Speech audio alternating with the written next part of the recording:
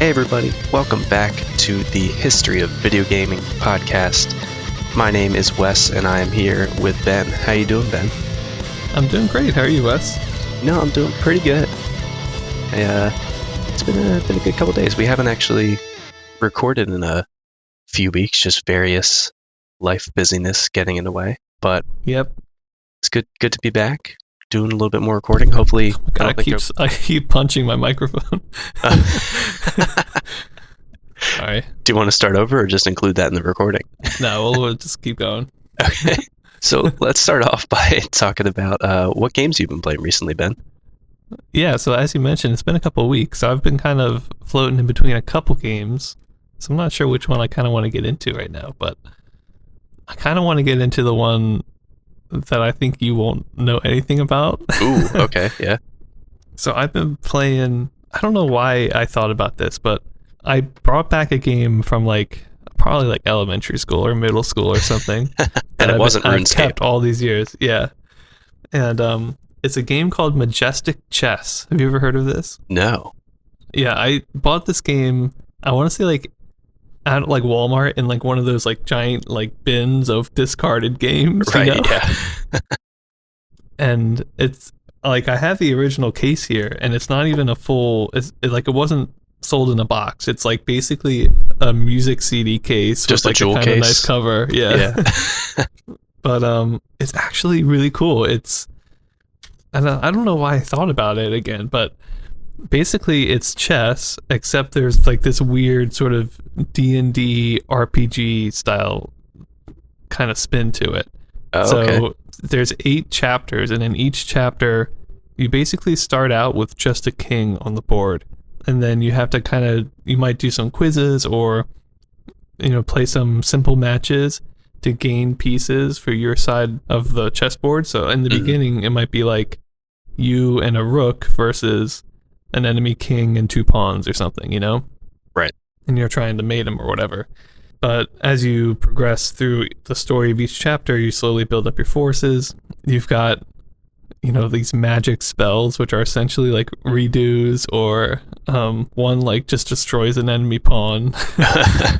But it's really cool because it makes these kind of interesting scenarios happen in chess that would never happen otherwise. I would never be oh, let's play a game, except I only have 2 bishops and you only have 2 knights, and we'll see who wins. Right. Yeah. And I really enjoy that about it, because you just get thrown into these kind of weird scenarios. And even there was one that was it kind of wanted you to do some side quest stuff first. So they had this kind of mini boss, and the mini boss was just a king and a whole row of pawns. And as simple as it sounds, I had, I think, 2 rooks, but I couldn't break through the wall for some reason. And still, you have to keep a rook to checkmate. So you can't lose both of them. And you just couldn't beat it. So you had to go to these side quests, and the side quest, each one you completed removed a pawn from that middle boss's little boss level. Okay, yeah. Yeah, it was really cool. Huh. So they do a lot of real cool stuff with it. It is getting harder. So I don't know how much further I'll be able to go, but it's pretty cool. I kind of wish it pushed it even further into the weird. I would love to play a game of instead of all pawns, I have all knights or something, Right, yeah. Some ridiculous thing, but it tries to keep it so that it's teaching you how to play a normal game of chess. And so it never really gets that crazy, but I kind of wanted to. And I'm I've been looking around, is there sequels, if there are other things that do this? Because I think it could be really cool.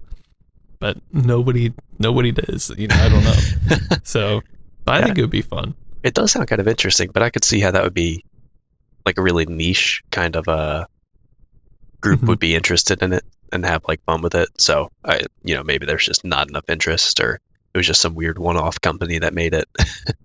Yeah, I'm not sure. Here, I have it here. I can see who made it. Yeah, Value Soft. I got no clue. Fluent Entertainment. Idea. Yeah. I feel they do a pretty good job, honestly. Each chapter, they have story, which is all dialogue, text-based, but there's something. And you've got these boss battles at the end and stuff. It's kind of interesting. So yeah, that sounds pretty cool.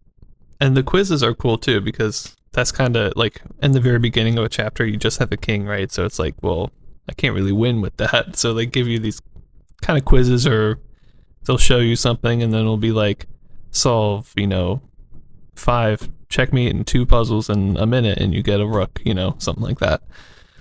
So you get kind of more than just playing games, like full chess games, which is nice. Right. Some other elements in there. Yeah, some educational stuff, even like hidden though. It doesn't feel like it too much. Right.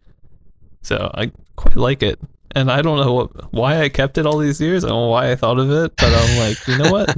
I'm going to reinstall that. It's probably like a megabyte, to install. Right, yeah. I'm surprised it even runs on like Vista or 7 or whatever you have on your computer.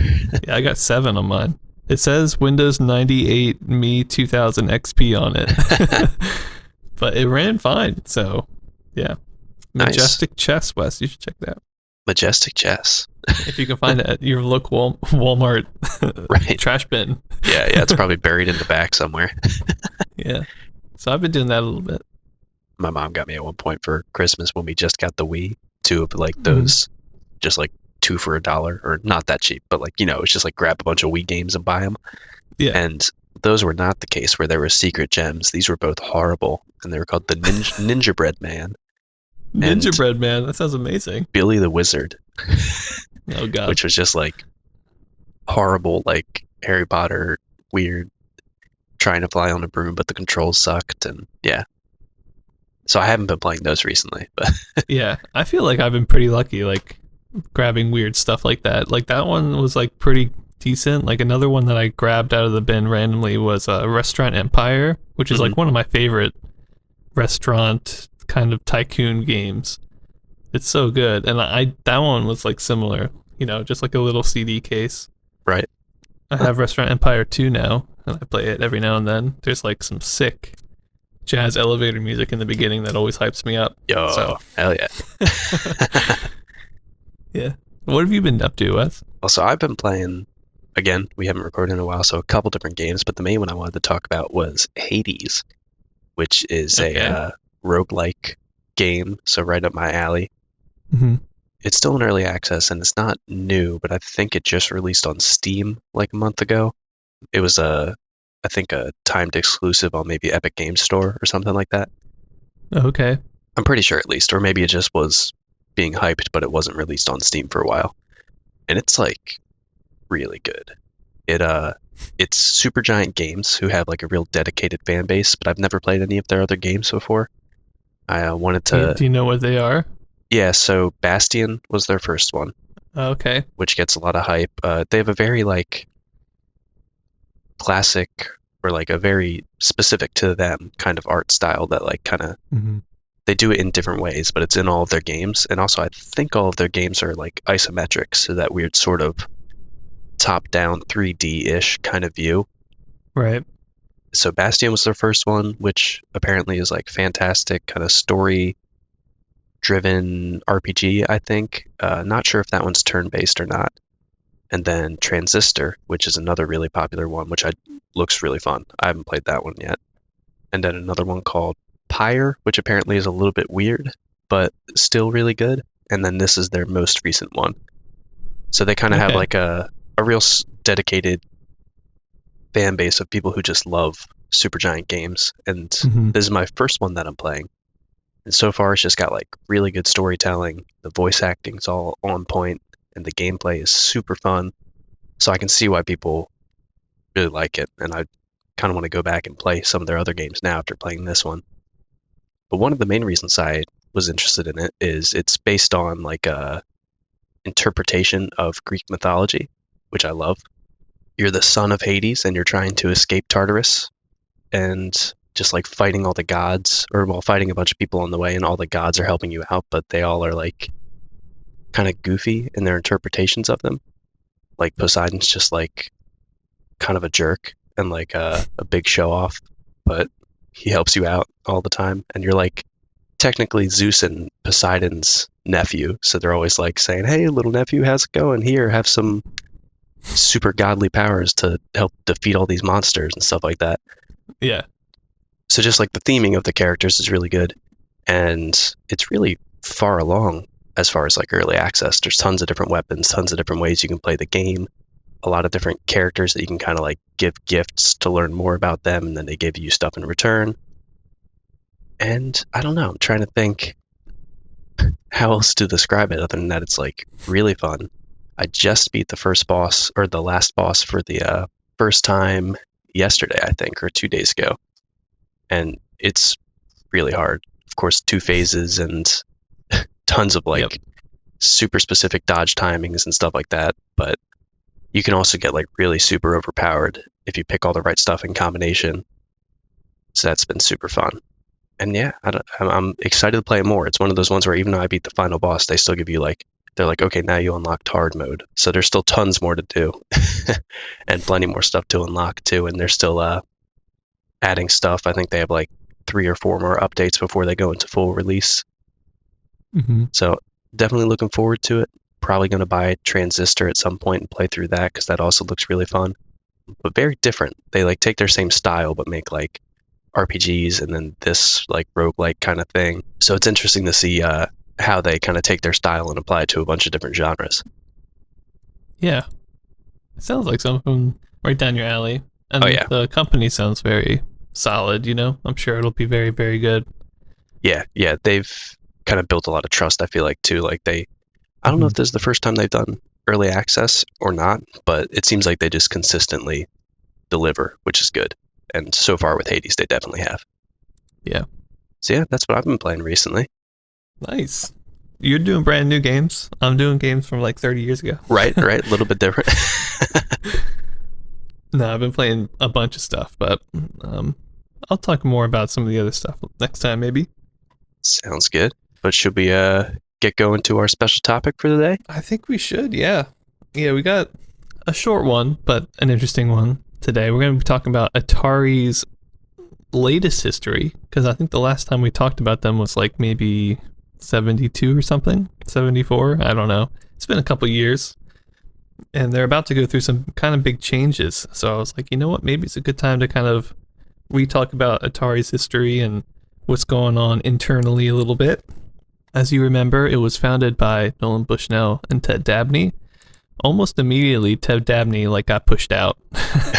Nolan Bushnell was like, "Hey, you're just not going to be a president, so just stay in the break room and don't talk to me." No, I don't know.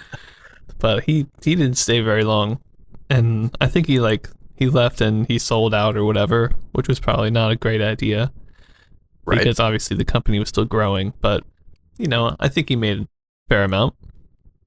But then Nolan Bushnell, Atari's continuing their success. They're releasing all these amazing games, one right after the other.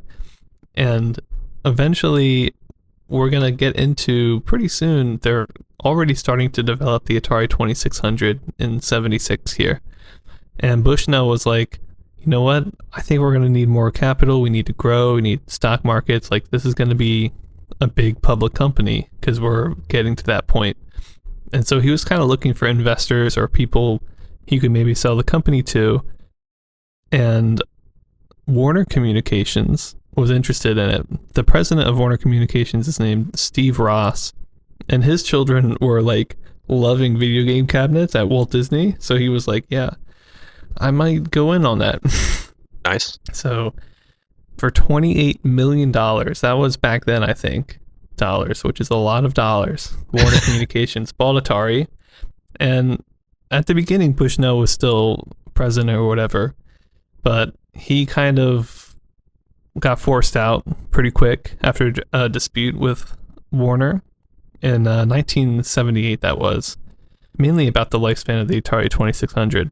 So we'll probably get into that a little bit more when we get into the Atari 2600, but it's kind of interesting now that we're only 2 years away and basically all the original people are gone now. Right, yeah. So it's a little sad, but it happens, I guess, and Atari is still obviously going to be a big company. The new head of Atari is going to be a guy named Ray Kassar. I'm not quite sure what his real why he was the guy. But, I think he was, mainly a businessman. Right, probably from Warner. Yeah, from Warner. I don't think he was that much of a computer guy or a video game guy, but he did his job and he grew. Atari's sales figures it says here, from 75 million in 1977 to over 2.2 billion in just 3 years. So obviously, seems Atari like is here to stay. Yeah. Yeah. But during this period, nearly all members of Atari's staff, including Al Alcorn, which is another one of the originals, quit or were fired. So, yeah.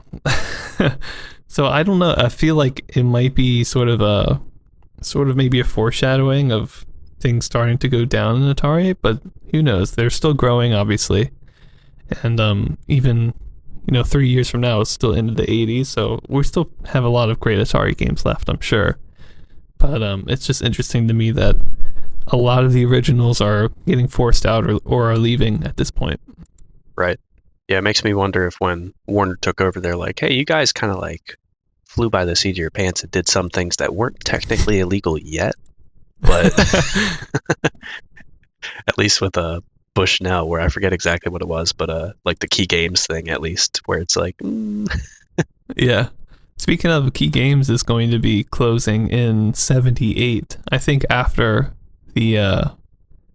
Warner buys them. So yeah, definitely after Warner buys them. So Key Games is not going to be around that much longer. But yeah, I wonder if that I'm not quite sure what Warner did prior to this, honestly. I don't know if they were... I think they might have been in like broadcast and stuff like that, like TV broadcast kind of work.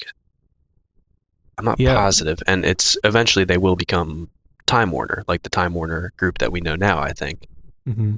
Right. Yeah, I think they were in TV. I think they might have been in... It says here they were with American Express for some time, like credit cards as well.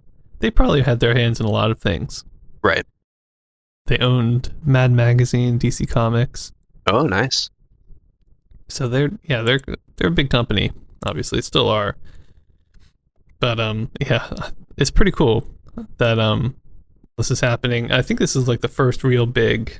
This is like the first time a video game company is gotten to this level, Where now it's not just like a team of people, it's an entire conglomerate, and this is one division of it now, which is pretty interesting.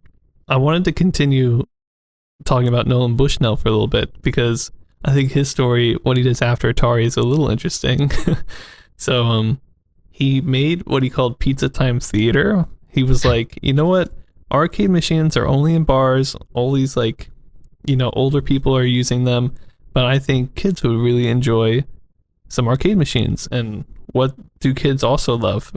They love pizza and big animatronic animals. Right.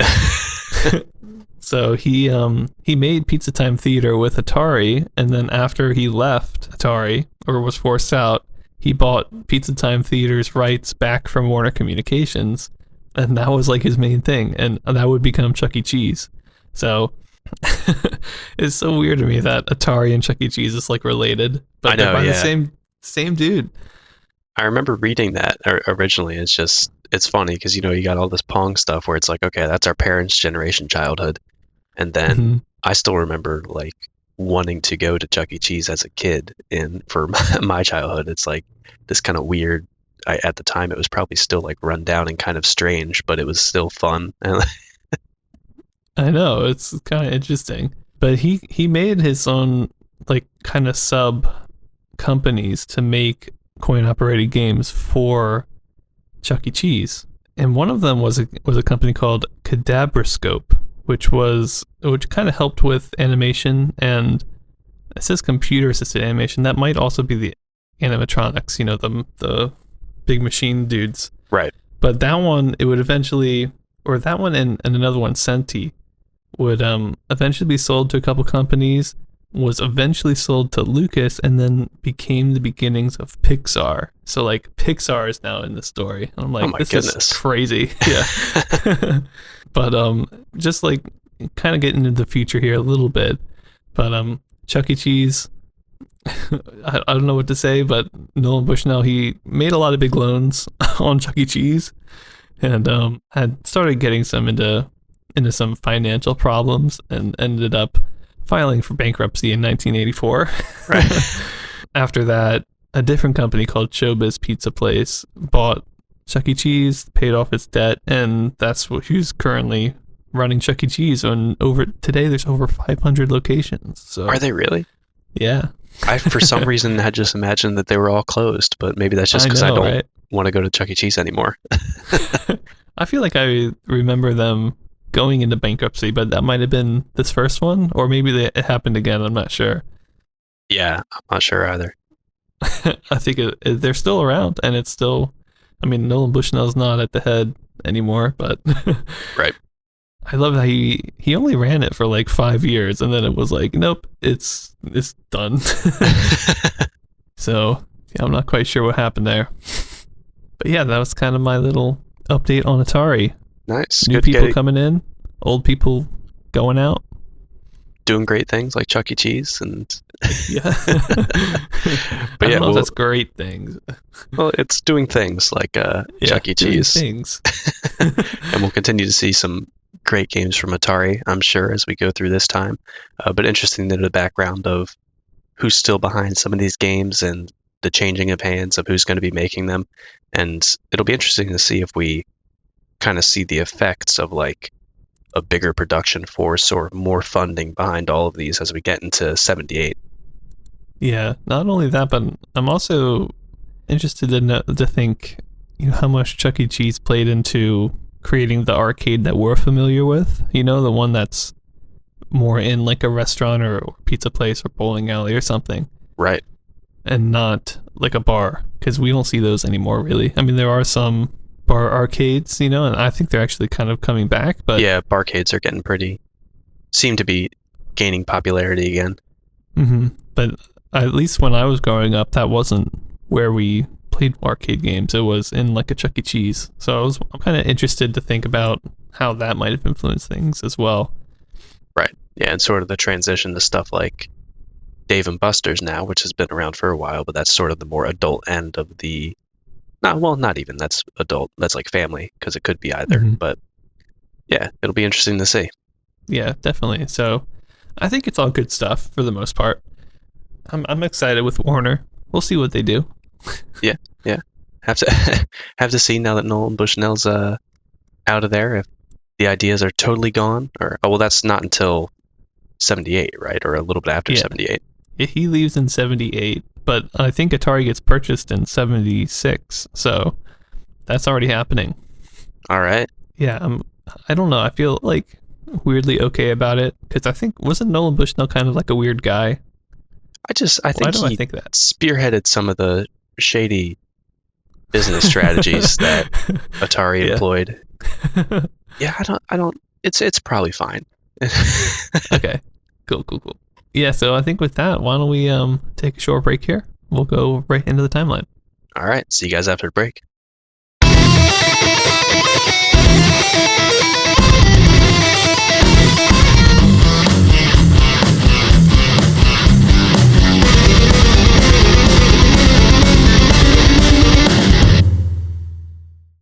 All right, welcome back to the history of video gaming. We're going to jump right into it today. We've got kind of a pretty cool episode here today, but unfortunately, one of my go-to sources that I use for everything, which is the Undumped Wiki, is down. So I wasn't able to review one of my games because I had all the info on it from that one website, and I tried to like research around it, and I just could not find my links and stuff. So I'm sorry about that, people, but we've got 3 good games that we rated, and then we'll just have a honorable mention for the other one. They should know that a big time podcast like us is relying on them for info and really get their act together.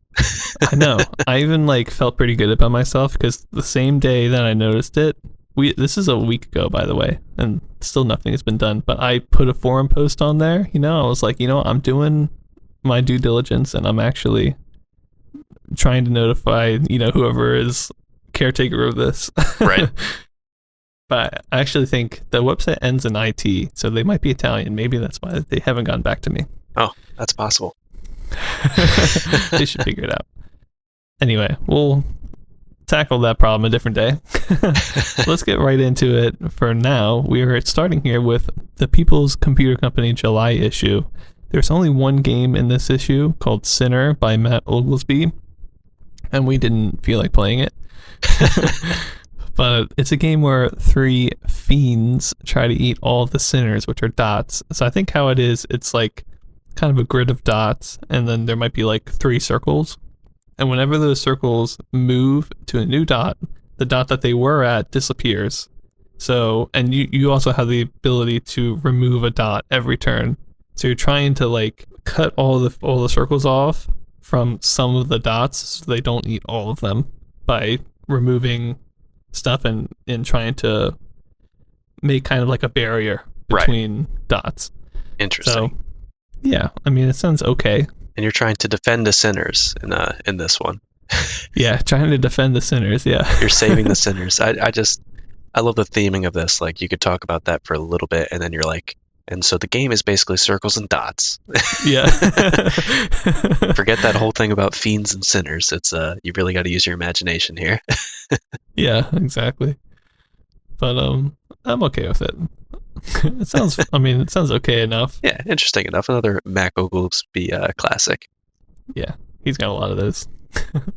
Moving right on, we've got possibly the first ever handheld video game. Now, you're going to be talking about a second one in a minute, and you can probably describe it a little bit better. But this one is by the company Mattel, came out in '76, and is called Missile Attack. I believe I've got like a source that I really trust that says this is the first one, but unfortunately there is a video on YouTube that shows the game, but it's in 244p, so you can't really see anything. So I didn't feel comfortable rating it, but it kind of looks very similar to the one Wes is about to talk about here, except maybe I actually have no idea how you play it, but yeah, it seems like from what I gathered, and I just covered the first like pretty popular one of this sort of like series of games by Mattel, but they released a couple more in the future in the couple coming months and years that I'm sure we'll cover, and they're all were sort of similar digital displays from what I gather, just using like the same sort of lighting or like LED lights. So I'm sure it was very similar. It's just what the dots did and what your controller did was like slightly different. Yeah, I believe on this one it was kind of like how yours looked, West, where you've got kind of 2 sides in a very kind of rectangular display, and a light comes down from the top, your light comes up from the bottom, and I think you have to make the lights collide with each other because it's like missiles hitting each other. Right. So I think the goal is one light is coming down from the top, it's kind of moving randomly, and you're trying to hit it with your light. And just hit it enough times, and that's the game. But yeah, well, as I get into mine, that basically just sounds like they rebranded Missile Attack, and we're like, wait, it's a racing game now. Yeah, so why don't we get into yours? It'll make a lot more sense. Yeah, we're describing stuff that we know about that the listeners don't know about yet. So the one that comes up next that we have the most info is Auto Race by Mattel Electronics, which also came out in '76. And this was a digital handheld video game like Missile Attack. And the display that we're talking about was basically, it only took up a small bit of the actual handheld thing, which looked like it was about the size of a normal like Game Boy Color. And on the right side, there's this small like vertical rectangle LED display that was just on the face of the console. And that's what we're talking about when we said this little display that had the lights on it. The game itself, though, it sold very well. Auto Race, and it was the start, along with Missile Attack, of like several other handheld Mattel games that are going to be coming out. This one was designed by George Close, who basically came up with the idea of using calculator parts that I think Mattel was already using to make a game system. And the LEDs would light up at the right time to basically create the illusion of movement, like very early sort of electromechanical or even some of the early arcade cabinets that we've seen. And the full game actually only used 512 bytes of memory, which I know is incredibly small today. And I think that was even small for the time, although probably not nearly as small compared to some other games. But it's crazy that just on this little tiny handheld thing, they were able to make some semblance of a video game. And to give you an idea of what the console itself looks like, you can always look this up and it gives you a bit of a better image of it. But it was just this gray little handheld thing with a black race strip, which was a sticker on the right side of the handheld. And the screen was just a small vertical strip with a little racetrack graphic. The joystick at the very bottom had an image of a car kind of slapped on there, which I think was also a sticker. And it was right under the screen. And then over on the left, there was a start switch to turn the game on and also a gear shift switch. And at the very top of the screen was a little LED display, which was a timer for how much time you had left in the game. And so the goal of this game is to get to the top of the screen 4 times as fast as possible under 99 seconds. And you have 3 different lanes that you can move in. The joystick that you used, you could either put you center, left, or right. And you would just move between these different lanes and you jump up the screen sort of in different stages. It's not like fluid movement, but like after a couple seconds, you'd be at like quote unquote level 2, where basically you're incrementally moving up the screen. And depending on what gear you're in, increases how fast you move up the screen. And so what would have been the missiles, probably in missile attack, are other cars coming down from the top of the screen as you go up. And of course, as you go up faster with the higher gear, they come down faster. And the only real differentiator between the opposing cars and your car is that your car is slightly brighter. But they're all just vertical red LED lines. And the opposing cars are just dim lights. And the penalty basically for when you hit another car, as far as I could tell, is that you just move back 1 space. So one question that Ben posed to me when we were looking at this is we've covered a lot of stuff that's on the line of electromechanical or video game. And so whether I consider this one to be a video game, and I think it definitely is, it's hard for me to pin down exactly what makes a video game. But looking at it just from the aspect of like video as opposed to photograph or something like that, it's a digital display that's trying to emulate movement. Even though it's not fluid movement, it's still stage by stage you're moving up the screen. And it's basically using visual elements to make you feel like your car is moving.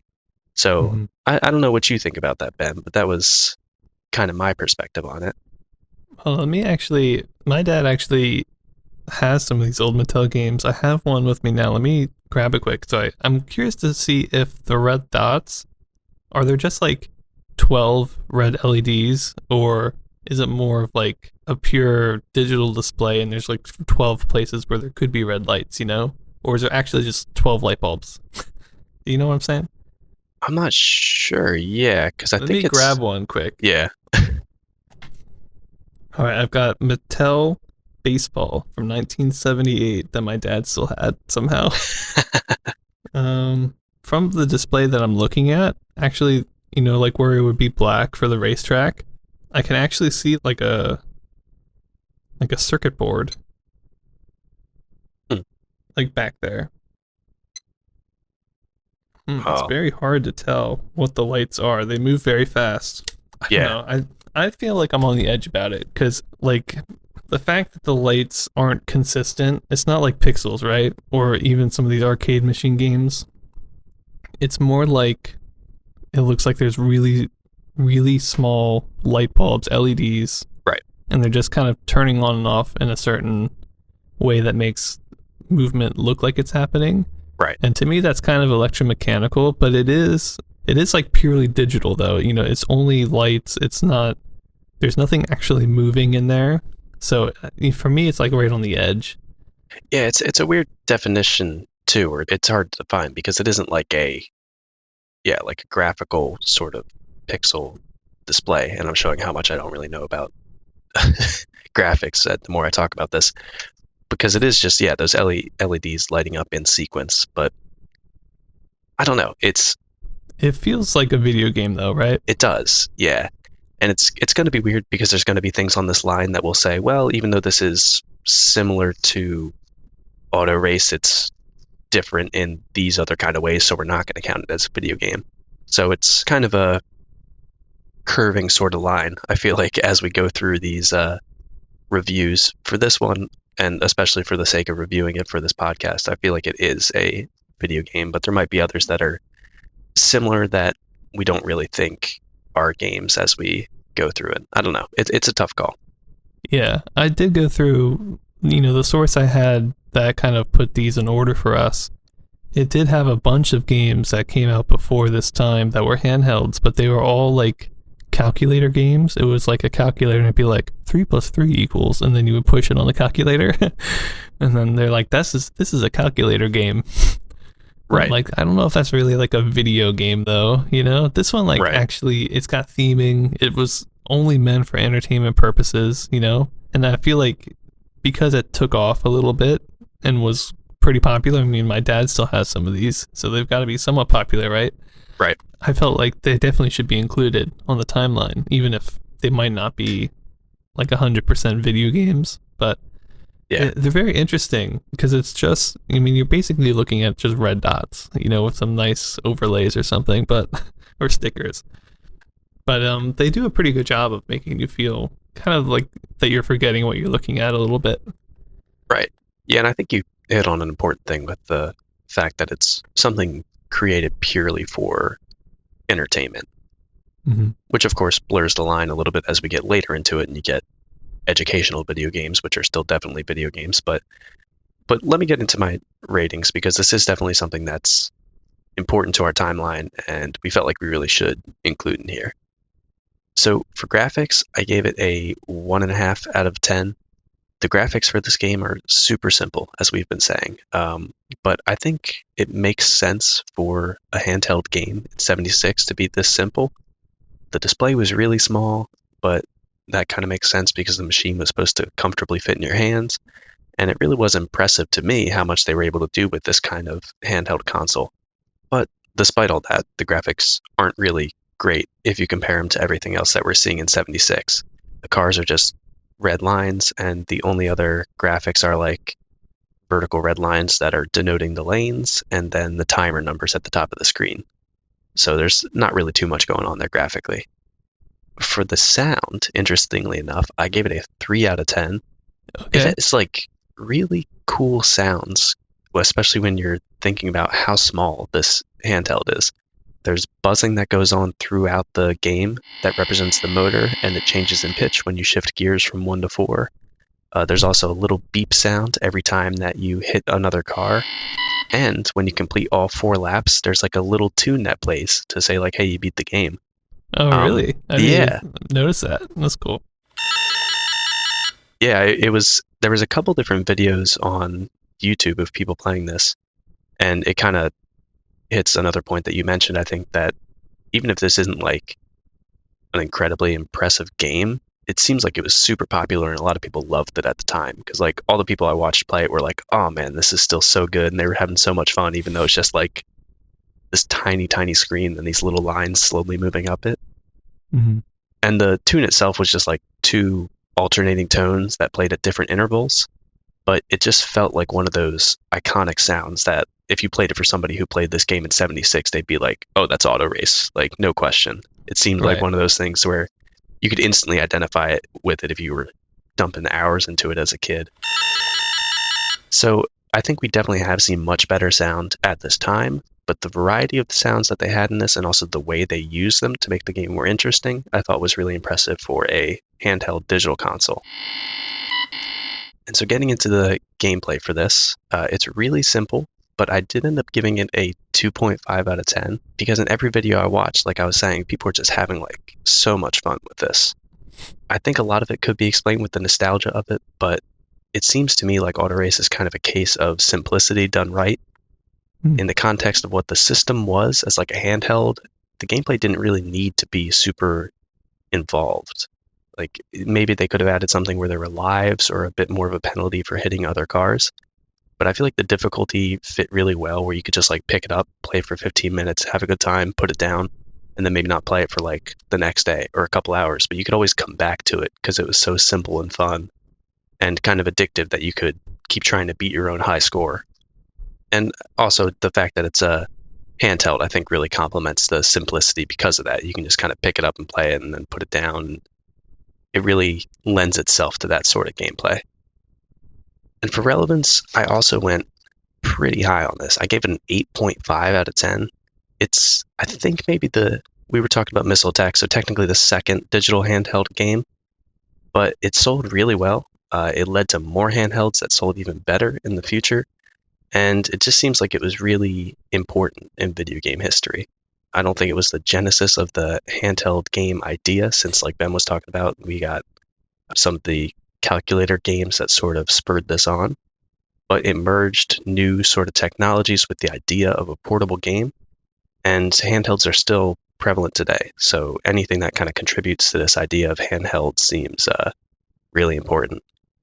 And to me, as someone who likes playing the Switch now and who spent much time playing on the Game Boy Color in the 90s, it seems like a really important game to me. And so lastly, for my overall rating for Auto Race, I gave it a 3 out of 10. It's a really cool game, even though it's very simple. I could easily see it being something that kids in 76 just like really loved and spent tons of time playing and comparing high scores. And it even would be pretty fun to play today, I think, even though it's not like mind-blowing technology and the graphics are super plain. It's just easy to get into, play for a little bit, put it down, and just all around looks like a fun time. Yeah, I think it's super important just because I think it's the first time that you get a kind of true video game experience, but it's so small and it's in a handheld. I mean, I can fit this like 78 one in my giant pockets that I have. So like people can like carry this around, show their friends, have them play it. It feels like it's so much ready to be like more popular, you know, like because right now all the arcade machines, they're only in arcades. That's the only place you can play games. I mean, some people might have home consoles, but they're just playing Pong and that's it essentially. Right. So to have like a kind of true kind of racing game in your pocket, you can pull it out at school, you can pull it at work, you can do whatever, you play it on the bus. I mean, I bet it really helped popularize video games for a lot of people and was their first kind of experience into them. So yeah, very important. And I'm really glad we got to cover it because ever since I put it on the timeline, I like asked my dad about it because I think I remembered playing one as a kid, and I was like, do we still have these? And he's like, come with me, you know. Right. He had a whole drawer of them, and I was like, oh my god. Right. So yeah, that obviously shows how important it was to people at the time that there's still not even just your dad, but all the people who have recorded videos of them playing this game. Like so many people saved it because they loved it so much. Yeah, and it was crazy that he saved it because he doesn't save anything. But he was like, no, I didn't. I kept all those. So I was pretty surprised by that. And at the time, I remember playing maybe basketball or something, but I didn't quite remember which ones I had. And he pulled out 5 of these guys. So I'm like I'm super excited to get to cover them later on in the timeline when the ones I have come out. So yeah, be ready for that. We'll get to see actually for the first time in this timeline, right? Playing the original version of this game. Yeah. So it'll be really fun. So I'm super stoked. That sounds like a great game. And we're gonna keep it moving, going into another really, really good one. Wes. I don't know if you remember this, but a couple episodes ago I had to like rearrange some things on the timeline because this console was too good. And I was like, it's too early. And I moved it back like 2 months, and now we're here. Right now we're in July, August kind of area. But this one just came out in 76, so I don't know exactly when it came out. But it's the Adversary Model 370 by National Semiconductor Corporation. And this one is a very, very interesting one for many reasons. But you know how the AY 38500 was like just selling like hotcakes, right? Right. So other companies were like, what if we made chips and we tried to sell them to people? That seems to be working for them. So National Semiconductor was like, let's make our own chip. We're going to launch it with our own console so that people kind of get the word and can see it in action. And then we'll sell the chip. So their chip was called the MM75100N/57105N. Good. Okay. Another one for me to remember. Yeah, I don't think we're going to have to remember this one too much. It didn't take off near as much. But that was kind of the whole point of this console. It was like, we're going to make this our own chip. It's going to be awesome. We're going to push it with this console. and it's a cool one. It only has 3 games, but the games are really cool, and the main reason is really the graphics. So let me just start off getting into my ratings. I'll talk about the graphics first. We've got true color graphics on this guy, which is like, I know, it's pretty cool. Even the Super Pong had like rainbow, but I wouldn't say that was like true color. Yeah. Like this one's like true color. So we've got 3 games. We've got tennis, hockey, and squash. And I tried to write down here all the colors used in all of them. But my penmanship is not the best, so we'll see what we can do here. But for hockey, it was a blue background, I think, yellow border, and yellow paddles and yellow bumpers, which I'll talk about in a sec. For tennis, it was orange paddles, a green background, a purple border, and a yellow middle line. Wow. Yeah, so 4 colors there for that one. And for squash, it was kind of interesting with squash. You know, like most of these games, they have the kind of solid line border, right? Around the court or whatever. But right. For this one, since it had true color, it just used a different color for the border. So you had, I want to say it was green border. I'm not sure. It was either like purple. I've got here purple, orange, yellow, green. I think it was orange and yellow border, maybe. It was pretty cool. So we've got a lot of different colors going on here. They're solid colors. They have gameplay elements to them because some of them are treated like hard walls, which is really cool. And the paddles are different colors as well sometimes.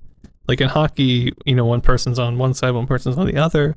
They're the same color, but the color is different from the background and stuff. Right.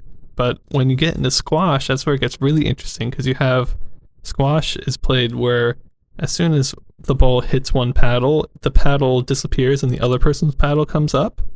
Oh, interesting. So there's only one paddle on the screen at one time, and each paddle is its own color. So it's super easy to know, okay, I'm purple. Purple's not on screen right now. My opponent has to hit.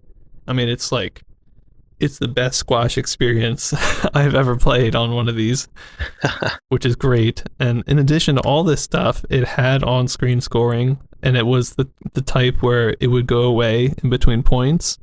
So that was sick. We had sound. Hockey, in addition to just having smaller goals, which is normally all that hockey is, it also had 3 bumpers, which were like little rectangles that slightly moved up and down on each side. So 6 total. And they were basically like extra barriers that you had to, most of the time they didn't really hit anything because they were very small. But sometimes, you know, the ball would bounce off one and you get like a kind of free, you know, ricochet shot or something. Oh, cool. On your opponent. But yeah, it was, I mean, just that little extra makes hockey a little bit more unique than any other hockey version that we are used to seeing, which is really cool. So, getting into my ratings here, graphics, I gave it 3.5 out of 10. I mean, these are really solid graphics in color, the score is in color, the paddles are different colors when they need to be, the walls are different colors from the background, all the backgrounds of all the games are different, so it's really easy to know when you flip through the games which game you're on, you know? Right. It's just super cool. It gives each game its own feeling, even if it's all kind of similar gameplay. It's like, oh, you know, I'm turning it to purple background now. I mean, it's as simple as that sounds. Right. It makes it feel different. I don't know. Yeah, that's a huge difference from just, okay, we're using color, but also each game uses the colors differently. Like, it seems small, but I definitely get how that can be a huge difference maker in how, like, enjoyable it is to play the games.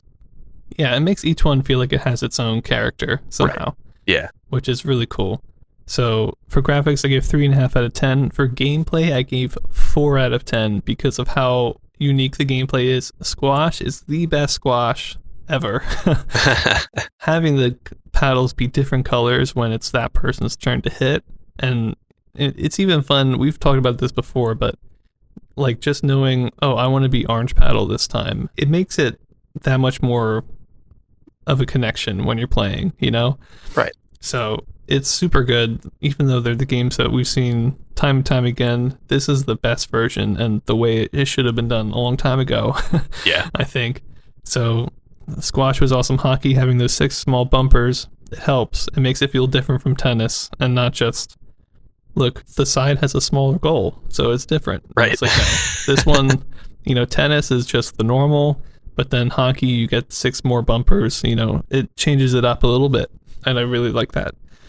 Sound is the only thing that it didn't do a great job of. It basically had, standard kind of Pong sounds. Mhm. So I just gave it 1.5 out of 10. That was the only thing I was like, it could have been a little bit better. It could have had its own custom sounds or something, but it really didn't. But I understand, it wasn't the priority. I'm sure the color graphics were the priority. But for relevance, I gave a 7 out of 10.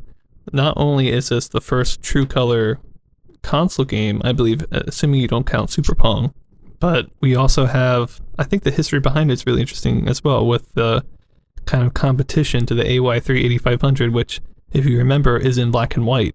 So it's like, is a pretty cool improvement over that, I think. The AY3 8500 does have 3 to 4 more games if you count handicap. So it's not as good in that respect. And maybe it was more expensive. I've got no clue. But I think it's a really big push into, okay, this is what chips used to be able to do. This is what our chip can do. And look at the progress that we've made in just a couple months, Right, yeah.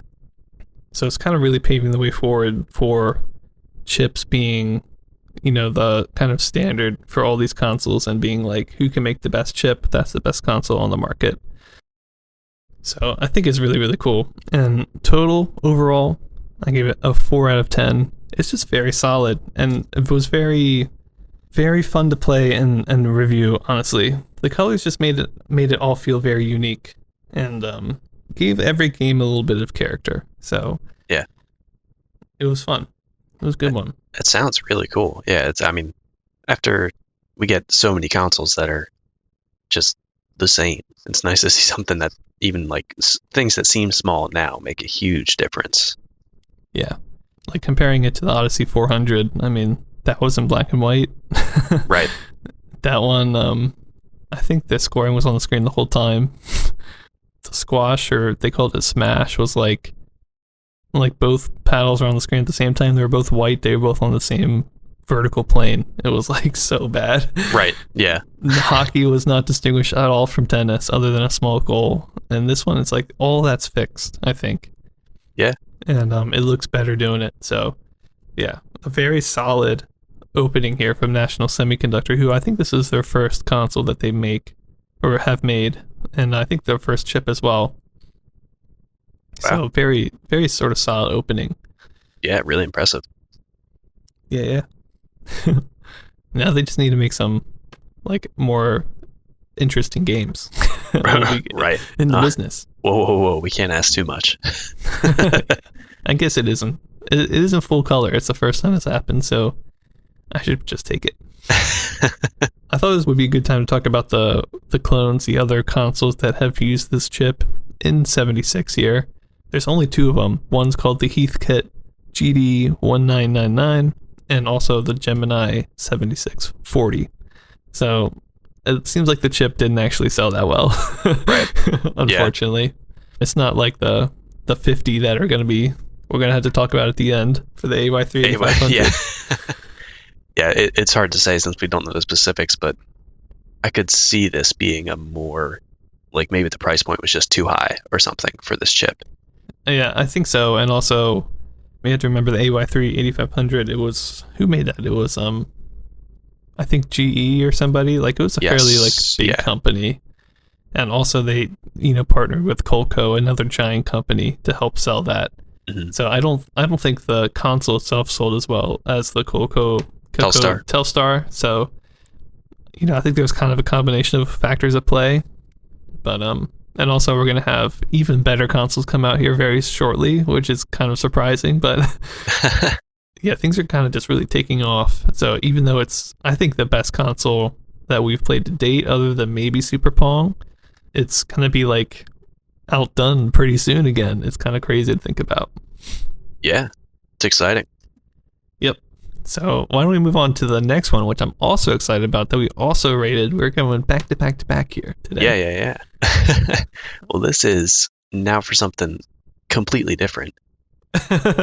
Going back to the computer game side of things with Empire IV, and I believe it was Empire III, which you had rated previously, right?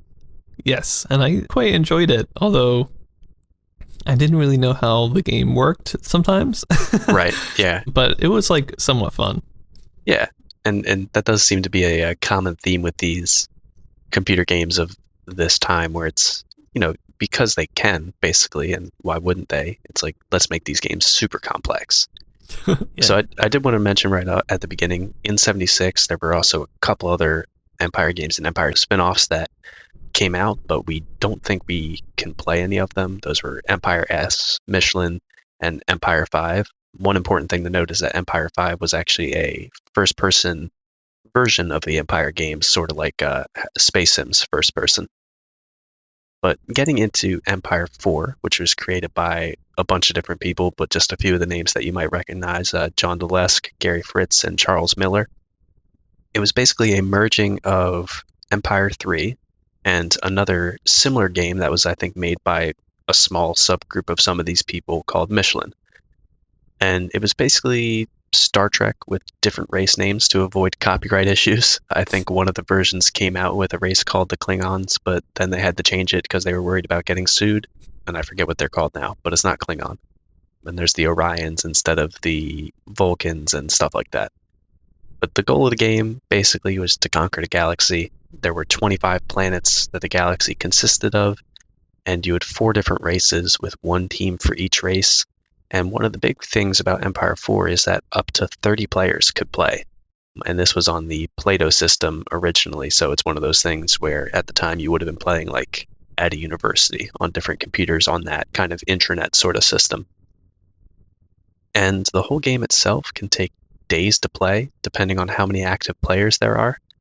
I know I played single player when I played because nobody else was online, and it would have taken me like, I don't know, a month or something if I tried to play it just by myself the whole time. Some of the actions in the game can take like minutes to complete when you're like bombarding planets and stuff like that. Or it actually, I was surprised because when I was reading about it, it sounded like it would take really long to travel across the galaxy, but it didn't take too long when I actually played it. But it's definitely not like a teleport to this planet and take an action. Like you have to fly there. It takes a while. Right. So just overall, it's a slow-paced space strategy kind of game. So getting more specifically into the gameplay of it, each of the races had a different ship that had a different strength rating and a different max warp stat, which was basically how fast they could move. So, typical stuff, the one with the highest strength had the slowest max warp, and vice versa. 2 of the races had exactly the same stats, but then the quote-unquote Klingons, I think, had the strongest one, and the quote-unquote Vulcans had the weakest one. And there were also planets of those 25 planets that started off as self-ruled, so they weren't owned by any team. And they could be used for repair and refueling, but after you attacked them, you couldn't use them again for either of those purposes unless you conquered it. And the way that you conquer planets is by you have armies stored in your ship, and you throw the armies down on the planet, and they kind of exchange on a one-to-one basis. So 8 always beats 7 armies, basically. And one of the weirdest things about the gameplay for this is that it's not real time, really. There's a button that you have to press to update the screen to what actually happened on the back end. Yes, I remember this. And that was the same in Empire 3? Yes. There's so many things about this game where I'm like, this is really cool. But then that is the thing that just consistently makes it not cool. Yeah. Well, it's interesting because I think it was like spacebar on Empire 3 or something. So I would literally click and then spacebar and then click and then spacebar. And I could kind of get a real-time sense if I click spacebar fast enough. Right. Yeah. And I was doing that. That's not what was happening, Yeah. And I would just keep clicking that through travel and stuff like that. And it's funny in the help list before you start playing, where they have a description of the game, it says if you just die out of nowhere, it's probably because you didn't refresh the screen and seeing a torpedo coming towards you or stuff like that. So they advise you to refresh pretty frequently. Mm-hmm. But other than that, there's a pretty complicated list of commands in this, but I think Michelin was a sort of a simpler version of Empire 3. And one of the things that John Delesk actually has a nice website describing the history of all these games. He said that he wanted to meld that and sort of make a simpler version using features of both. And that's what Empire 4 was trying to be. So the list of commands really wasn't too bad. There was definitely a lot of options you could do that it took a while to learn, but I didn't feel too overwhelmed when I was looking at it. And so it's just some of the features and things, actions that you could take. You can bombard planets. Unconquered planets have their own armies, so you have to kind of bombard them, which lets you take out armies without exchanging your own army units for them. There's 2 different classes of planets, Class M and Dead Planets. Dead planets can only repair your ship when they're controlled, but if you control a Class M planet, it can refuel and repair. And also the map is predetermined and not too huge, like I was saying. It takes a while, but it doesn't take too long to travel from place to place across the map. And it's just broken into 4 different quadrants, 1 for each of the teams. So getting into my ratings for this, the graphics, I gave it a 2 out of 10. It's still just the basic black background and orange graphics that the Plato system games all have. But the creators really did some nice little details that keep it interesting. There's stars that are scattered around and Class M planets and dead planets that all look slightly different. So, if you played this game 2-3 times, you'd know what they all are and be able to visually tell them apart when they show up on your screen. Each of the races also have different ships that look visually different, and there's enough detail you can definitely tell them apart. Torpedoes actually show up on the map as long as you actually refresh your screen. And there's a circle that shows up around your ship that actually visually tells you when your shields are up and when your shields are down. Oh, cool. Yeah, I thought that was really nice, and it took me a while to realize that. I thought it was just a weird graphical element, but you have to take your shields down to bombard planets, and I noticed that it disappeared whenever I did that. So I'm pretty sure that that's what that was representing. And the main thing that hurts the graphics for me is, even though it's not really a graphical thing, is just that it's not rendered in real time, that you have to keep pressing a button. And it just, I don't know, it messed with the flow. Like, I guess who knew that expecting games to just like happen on screen was something I was taking for granted, I guess. But it's weird because, like, I remember in Empire 3, you like set your ship off to some course, some planet to the east or something, and I would be focusing, like, reading the rules again, or the commands, not really paying attention, and I hit spacebar and I've like flown way past it, Yeah, because I waited so long to refresh. So it can be definitely really annoying. Yeah, and when I was traveling, I just like set speed and would try to read rules a little bit, but then just tap the button because I didn't want to fly all the way past it and fly all the way back. Yeah, exactly. Yeah. How was the map, like, could you see all 25 planets at the same time? And was it like Empire 3 was like 2D, where it was kind of like almost like a top-down view where you had more like northwest south kind of stuff, and just circles for planets around? That's the same as what this one was. Okay. And you could see them all, like, at the same time? You could, yeah. Okay, cool. They had an option where you could see the whole map. I think there was also a smaller map view if you just wanted to see a little bit more detailed in a closer area. But basically, it's just the planets and I think either the 1 star or multiple stars. Like, that's all that's on the map. Mm-hmm. But it was decent enough that I could pretty well tell where I was going. Cool. And the planets were actually there, unlike in Empire 3 where they slowly spawned into existence for some weird reason when I was playing.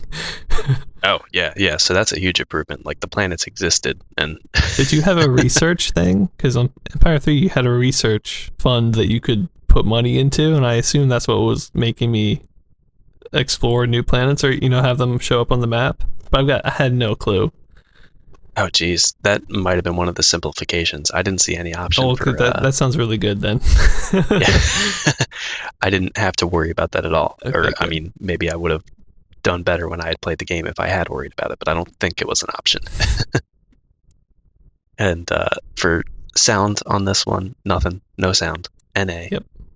For gameplay, I gave it a 2.5 out of 10, actually. It's a very different experience than all the arcade games that we're looking at. and it's really in depth, and I could really see how if you had a lot of people playing, it would be really fun. I only got to play, I was the only person playing, there was nobody against me, and I couldn't even capture one planet by myself. Like, I started off with like 7 armies or something in my ship, and I was like, oh, okay, so maybe the dead planets who aren't conquered, they're self-ruled, will only have like 2 armies, and I could take one over real quick. They started off with like 30, and I would drop my shields to bombard, which takes like 1 army at a time, but takes like 15% off my health because they have turrets on their planet or like a big surface-to-air missiles. And then you have to go back to repair. Yeah, which I didn't feel like doing, so I just died both times that I tried bombarding a planet. Because I was like, no, I'm not going to just sit here and fly back and forth, which I absolutely should have done. But also, when you're just playing with a single person, I forget what the exact timing was, but it's like, if there's more than 3 armies on a planet, they will reproduce and make a new army every minute or something like that in real time. And it might have been more time than that, but it was enough time that I'm like, if I'm playing this by myself, by the time I fly back and repair, say I've killed 3 armies, 2 of them will be replenished or something like that. So playing by yourself made it a little difficult, but I could definitely see if you had like 7 people per team, you're playing with like 28 people, since it could support up to 30. It would be really cool. Even playing it like modern day with like voice comms, playing on like Discord or something. Yeah. Being able to coordinate actions, have 3 people sort of defend space around a planet while 4 people bombard it or something like that. It'd be pretty cool. Do you know, were you limited to only 1 ship? Because in Empire 3 you could have more than 1 ship, which actually just made it that much more confusing, but... Yeah, I think that was another thing that they were like, okay, maybe we should not do this, and it was just 1 ship per player. Okay, cool. Which also seems to make more sense for this kind of game. Yeah. So I think these were a lot of the changes that, I forget who developed Michelin, but whoever did that made, and then John Delesk and the other people were like, oh, that makes sense. Yeah. Yeah, so overall the gameplay experience was weird for me, but I could see how it would be really fun if there were a lot of people playing.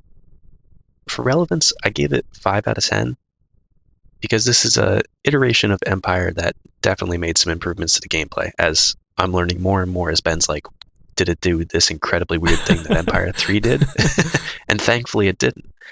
One of the creators mentioned that they wanted to make a much more simplistic approach to warping and traveling, and I really felt like I was able to get a hang of it within like the 30 minutes to an hour that I played with it. And I'm sure there's much more to learn, but being able for some of these complex computer games that we've been playing recently to get into it within like 30 minutes, that's pretty good. And I don't know if it's really much more relevant than previous games, but as a whole series, I think Empire is relevant just because it had to have played a part in influencing strategy, and specifically space strategy genre. Games like Galactic Civilizations and all of the X series games. I'm sure somewhere down the line they trace their origins back to Empire and other early Plato system games. Yeah, I really think the main one was Empire 3, because Empire 3 was like a couple years ago, so it took a little bit of time before this one came out. Right. And Empire 3 was very popular.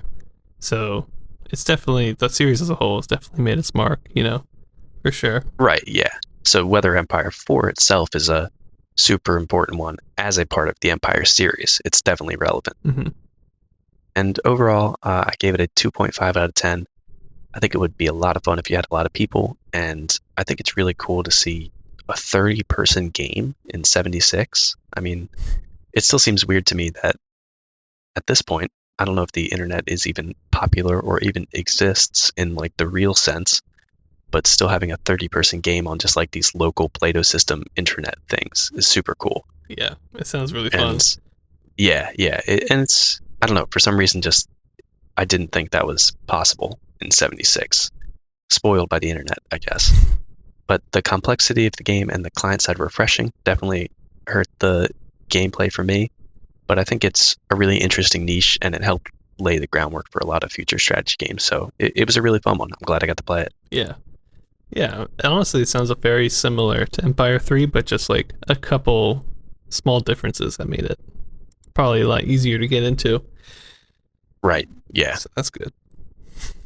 All right, cool. Empire 4 people, and S and Michelin N5, which we were not able to play. But more of the same, slightly different as far as we could tell. yeah, I think Empire 5 is the last in the series, so we probably won't see them again. But they were fun while they were here. So let's keep it moving. This next one is the one that I was going to rate, but all of my links are not there. I have in my notes here that there's a video of this game, but I scoured the internet for like a long time and I could not find the video. I found a different video of like kind of a clone of the game, but it was muted. So I was like, I'm not gonna do like this is like too far. So, you know, maybe when we get to that clone later, I'll do it anyway, but I can talk to you guys about it at least a little bit. These two are called Moto-Cross and Man TT by Sega. They came out sometime in '76, and they're actually kind of notable for the first games to feature haptic feedback, which is the controller vibrating in your hands, which is pretty cool. But this is essentially kind of like a game, like we already talked about one of these called Road Race that they already made. This is the exact same game, but with motorcycles instead of cars, but it's essentially kind of like an isometric view of a motorcycle, in this case, going down a highway that's slightly curving, and you're kind of just dodging cars and trying to stay on the highway, and that's it. So, I mean, it sounds pretty cool. It didn't like look like you got that sense of speed, but at least the highway was interesting in how it turned and kind of came into existence, kind of like Atari's highway, but like better done. Right. And isometric instead of top down, and the roads were bigger. So I think it was a much better game than that, and I wish I could have had the chance to cover it, but you know, we've already stopped for a week just to allow the website to fix itself, and this is why we have our own website. No, but there's a couple clones of this, so we will probably cover it later, so I'm not too worried about it, but I just wanted to mention it. It did sound pretty cool. It is motorcycles. You had the cabinet had actual motorcycle handlebars, so that's cool. Nice. Yeah, so, and the haptic feedback sounds really fun on that, so I think it was a pretty cool one by Sega. Similar to some other racing ones they've done. They already did Road Race. That was this exact same game, but with a car. So, you know, they're not innovating too hard, but you know, it probably sold pretty well. And by the way, the kind of the double name of it, Moto-Cross and Man TT, I think one was a Japanese release, one was an American, so it probably sold pretty decent because of that, I'm guessing. But let's move on. We're getting into August now. August of '76. We're getting into the fall when all the best games come out. That's what I'm learning doing this podcast. So we're getting into the good stuff, but just continuing with honorable mentions here. We've got Race by Fun Games Incorporated. This is a Grand Track 10 style racing game, but the camera is zoomed in, and it's kind of like using the scrolling graphics so that because the camera zoomed in, you can make these much larger tracks, and the camera just follows the car as it goes, which is really cool. So it allowed for a much more interesting experience, I thought. But the racing is Grand Track 10 style, which is like the RC car style, which I do not like so much. And there was no video, no emulation, so we couldn't play it. But I think it's actually a pretty interesting one because of that camera zoomed in. So I thought that was pretty cool. Yeah, it sounds pretty neat. And next up, we have Rock and Bark by Sega. It came out in August as well.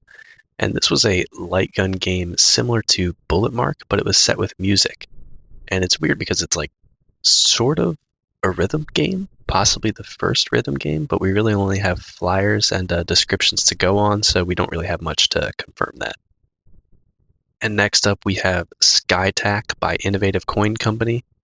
God, that's a great name for a company. It looks like it was just a dogfighting game, not too much info, but it did run on a microprocessor. And there was an upright cabinet version of the game that was named Spitfire. Another one of those, shoot, what was that airplane game that you played a while ago? Ace. Yeah, I think it's another kind of Ace one. I'm telling you, there's so many like weird Ace clones, and I'm not quite sure why. Yeah, I don't know. People loved it, I guess. Yeah. Or the companies thought people loved it, maybe. We got another one coming up right now. Yeah, and so next up we have Squadron by Sega, which was a jet fighter by Atari clone, pretty much, which Ace was basically a clone of that. So yeah, there's tons of these, but we don't really have much info on that one either. And weirdly enough, that was like the third Sega game like in a row here. Yeah, I know, they're pumping them out, man. Yeah. After that, another one here in August, 76. We've got the Grand Slam 8 by Century Consolidated, one of those weird companies with a weird name that makes me feel like they're a villain in the Marvel universe. So, right. But this is a kind of one of those combined cabinets where it has 5 Pong games in one cabinet. It included Pong, Hockey, Crazy Ball, which we don't really know the gameplay for that one, Knockout, which I think we've covered a couple times, and Breakout, which is actually a pretty cool addition because I don't think we've seen Breakout with a bunch of other games yet. So I think this is the first one that you could play Pong and Breakout on, which is pretty cool, I think. Right, yeah, it's like part of the same kit. Yeah. It's pretty neat. And Knockout, which is, I think, pretty interesting as well. So actually a pretty solid little kit here, but we've already played all these games, so. Right. And the next one is another console that we wanted to take a little bit of a deeper look at, but we just couldn't find too much information on at all. This is the Teletainment 1 and 2 by IEA Technology Limited, and it was a home Pong console that apparently had 7 games. The first version looks like it was basically a direct rip-off of the VideoMaster Olympic, and the second version did some different stuff, but we don't really know what. It just had some other changes that seems like they were notable, but we didn't have much information on it. When I did a little bit more digging on it, all I could really find is that it was made in Canada, which isn't relevant at all, but I thought I'd throw that in there. Yeah. And it looks like all of the 7 games that it played were Pong variants, basically. Yeah. And because it was based off the VideoMaster Olympic, this is another one of those still discrete consoles in 76, which we're seeing less and less of now that the chips are coming out. So, yeah, one of the last to the party, I'd say. The swan song of discrete consoles. Yep. But and that's going to do it for us today. We had all of our big reviews right at the beginning, so hopefully that was all right. Oh yeah, a little bit front loaded. That's how the timeline came out. So I mean, we can't change history, people. As much as we try, we can't. I thought you were going to say that's how the cookie crumbles there, but you saved it. Yeah. No. So that'll do it for us today. Again, I'm sorry. I wanted to cover Moto-Cross. And in my notes, I have that there was a video, but I could not find it. So if it might be out there, look for it if you got the time for us, and you can check it out, And I'm sure it was a pretty cool one. So, but otherwise, we had some awesome handhelds, the first handhelds that we've ever covered on the podcast, and they were actually good. Yeah, good stuff. The Auto Race, the Missile Attack. I did a phenomenal console, the Adversary 370. And Wes got to experience the pain that was Empire, which I went through like a long time ago. But thankfully not as painful as Empire 3. So I hope you guys enjoyed that episode. And make sure to send us an email if you have any questions. Feel free to check us out on Twitter. We do things on there sometimes, but we'll probably be actually tweeting more often, hopefully in the future. And check out our website too, because we got plenty more information on there if you want to really dig into some of the previous stuff that we've covered. Oh yeah. So we'll catch you guys next time. Have a great week. See you guys next time.